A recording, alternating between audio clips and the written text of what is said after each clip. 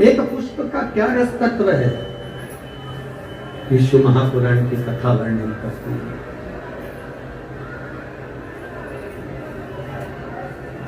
भगवान देवादिदेव महादेव की कथा तारकासुर को नहीं मालूम कि शिवरात्रि है, श्राद्ध पक्ष, उसके स्मरण में नहीं आ पाया कि ये श्राद्ध पक्ष की शिवरात्रि है। उसके स्मरण में नहीं आया कि ये शिवरात्रि कितनी मूल होती है, कितनी महत्वपूर्ण। इस शिवरात्रि की कितनी महत्वता होती है। शिव महापुराण की कथा कहती है, भाई श्राद्ध पक्ष में पड़ने वाली शिवरात्रि का स्मरण जरूर करिएगा। किसी नारी को अगर 32 साल भी शादी को हो गए हो और संतान नहीं हो रही, 30-33 साल हो गए, 32 साल हो गए, 28 साल हो गए, 15 साल हो गए, 20 साल हो गए और संतान का सुख नहीं हो, तो श्राद्ध पक्ष की शिवरात्रि की बड़ी महत्वता है, बड़ी महत्वता।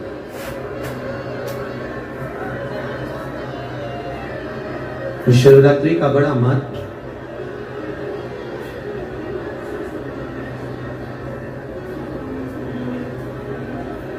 तारकासुर जान नहीं पाए कि आज श्राद्ध पक्ष की शिवरात्रि है।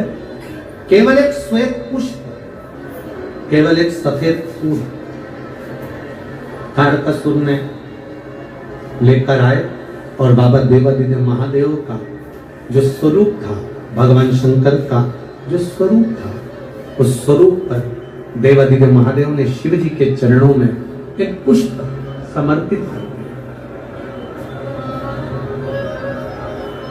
एक सफेद पुष्प, एक श्वेत पुष्प देवादिदेव महादेव को समर्पित कर दिया,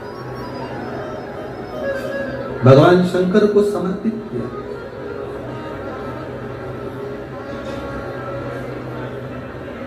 उसका फल क्या हुआ?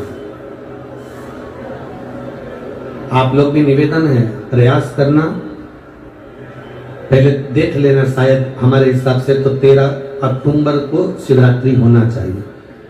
और भी आपके यहाँ के विद्वज्जन पंडित जन से पूछ लेना, नहीं तो पंचांग में या कैलेंडर में देख लेना कि अक्टूबर की श्राद्ध पक्ष की शिवरात्रि कब की है।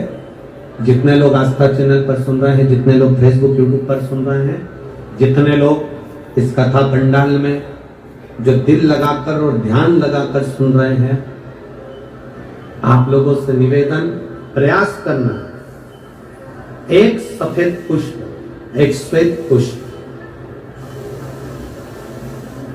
बाबा देवादिदेव महादेव को 13 अक्टूबर को अगर शिवरात्रि है तो श्राद्ध पक्ष की शिवरात्रि के दिन बाबा देवादिदेव महादेव को एक सफेद पुष्प समर्पित कर देने पर अपने मन की कामना कर कर बाबा देवादिदेव महादेव 3 महीने वो कामना पूर्ण करता है। और जिसके यहां पर विद्वज्जन ब्राह्मण जन ने कहा हो कि पितृदोष ज्यादा है, या घर में शुभ कार्य नहीं हो रहा, या तकलीफें ज्यादा हो रही हैं, कोई बड़ी बीमारी ने अगर घेर लिया है, कोई बड़ी तकलीफ सामने आ गई हो, तो उनको भी निवेदन करूंगा कि प्रयास करना कि एक सफेद पुष्प अपने हाथ से बाबा देवादिदेव महादेव को समर्पित करना। उसके बाद तुम्हें जो बड़ी बीमारी है उसकी जब शिवरात्रि पर आप समर्पित कर दो, 1 महीना पूर्ण हो जाए, अगले महीने की शिवरात्रि आए अक्टूबर के, फिर अगले महीने की जब शिवरात्रि आए तो उसके पहले आपकी जो बीमारी है उसकी एक बार जांच कराना। बाबा देवादिदेव महादेव उस बीमारी को समाप्त जरूर करें। श्वेत पुष्प,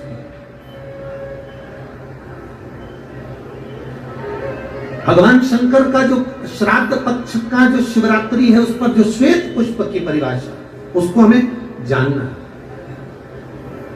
उस परिभाषा।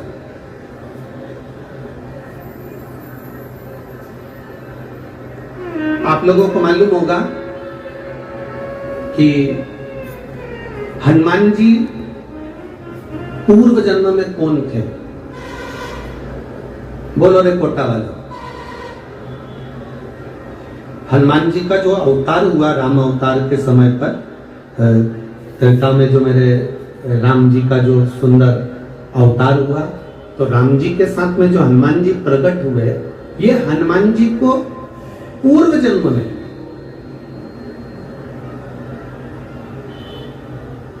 पूर्व समय में जो हनुमान जी को ये बानर का रूप मिला है राम अवतार के समय पर, हनुमान जी का जो स्वरूप प्राप्त हुआ, ये हनुमान जी पूर्व समय में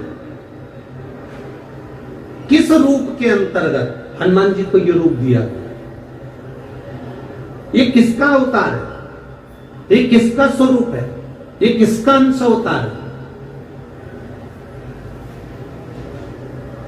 कई लोग कह देते हैं ये शंकर भगवान के अंश स्वरूप हैं, शंकर सुमन केसरी नंदन। पर शिव महापुराण जिसने दिल से सुनी हो, जिसने पढ़ी हो, जिसने स्मरण किया हो, तो हनुमान जी का जो पूर्व का जो भाव है वो विश्वकपि अवतार, जो भगवान शंकर और भगवान विष्णु ने एक अवतार लिया था जिसका नाम था विश्वकपि अवतार। कौन सा अवतार है? विश्वकपि, जिसको लोग वृषकपि अवतार भी कहते हैं। कोई उसको विश्वकपि कहता है, कोई उसको वृषकपि अवतार कहता है।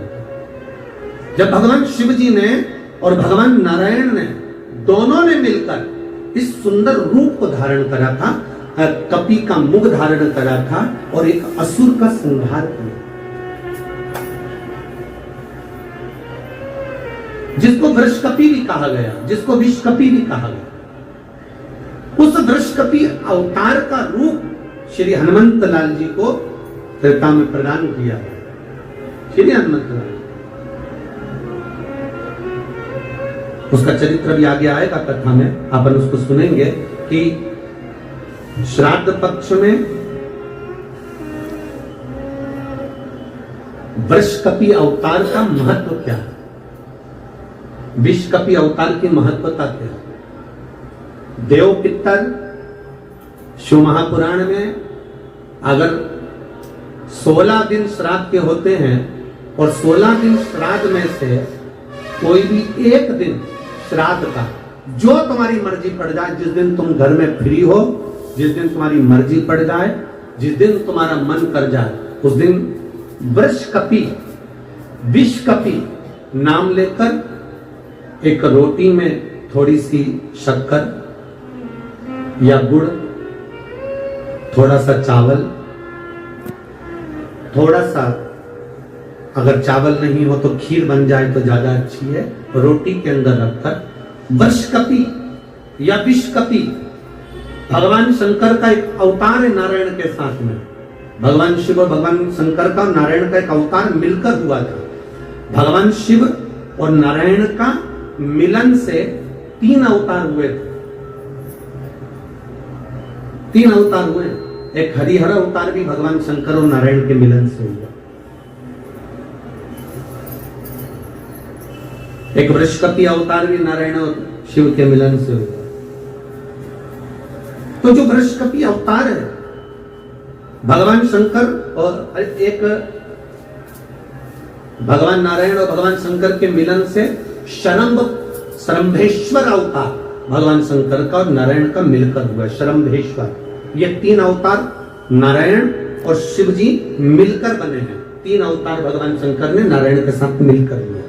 शरीर एक बनाया, दोनों मिल गए, एक शरीर बनाकर जगत का कल्याण करें।